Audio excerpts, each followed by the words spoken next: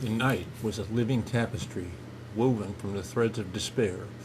A silver moon, a hangnail on the inky black canvas, offered scant illumination to Kevin's lonely trek down the seemingly endless highway. The wind, a banshee scorned, howled a mournful dirge through the skeletal fingers of roadside trees, each creak and groan echoing the hollowness gnawing at his soul. Days, perhaps even weeks, had bled together in a nightmarish blur, a cruel joke played by fate that had left him destitute and adrift. Despair, a cold, slithering serpent, coiled around his heart, whispering promises of oblivion. Suddenly, a flicker pierced the desolate darkness. Headlights, malevolent eyes in the distance, ripped through the gloom. A spark of hope, fragile as a spider's web caught in a harsh wind, ignited within Kevin. With a surge of desperate energy, he lurched towards the shoulder, his thumb jutting out in a silent plea that mirrored the loneliness gnawing at him. As the car drove closer, a low groan emanated from its engine, a sound that sent shivers crawling up his spine like a colony of hungry spiders. An unnatural, sickly green glow emanated from within, illuminating the interior in an otherworldly light. Kevin's breath hitched in his throat. The leather driver's seat was vacant, devoid of any human form. No calloused hands gripped the wheel, no figure cast a shadow on the worn upholstery. Yet, the monstrous machine continued its relentless advance, a macabre marionette controlled by unseen strings. Terror, sharp and icy, flooded his veins, but he stumbled back, his foot snagging on the gnarled root that sent him sprawling onto the cold asphalt. A primal scream ripped from his fear-addled soul tore through the night as the driverless car swerved towards him. But in a heartbeat, ripped from the fabric of time itself, the vehicle halted mere inches from his outstretched hand. The headlights flickered, then extinguished, plunging the world back into a suffocating darkness. Silence, heavy and oppressive, descended upon him. Broken only by his ragged breathing, he slowly sat up, his body trembling like a leaf caught in a hurricane.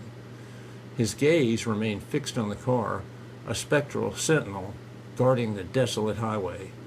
Fear, primal and instinctual, urged him to run, to flee from this unnatural phenomenon.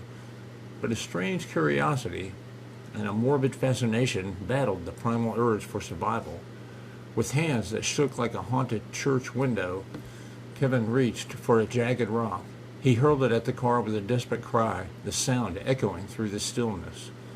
A single word, raspy and ancient, emanated from the dark recesses of the vehicle. Enter. The hair on his arm stood on end. Every fiber of his being screamed at him to run, to leave this unnatural horror behind. The whisper of curiosity, fueled by the bitter dregs of despair, grew louder. Was it a trap? A gateway to some infernal realm? Or perhaps a twisted chance of redemption on this desolate road? With a shaky breath and heart hammering a frantic rhythm against his ribs, he pushed himself to his feet and approached the beckoning darkness of the car. The interior, bathed in the same unsettling green glow, absolutely defied logic. No steering wheel marred the dashboard, only a smooth, polished surface etched with symbols that seemed to writhe and twist in the otherworldly light. Fear twisted Kevin's gut, but the chilling embrace of the night and the prospect of endless wandering felt worse.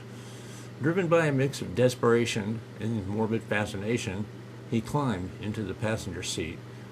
The moment he settled in, the car hummed to life. A wave of warmth washed over him,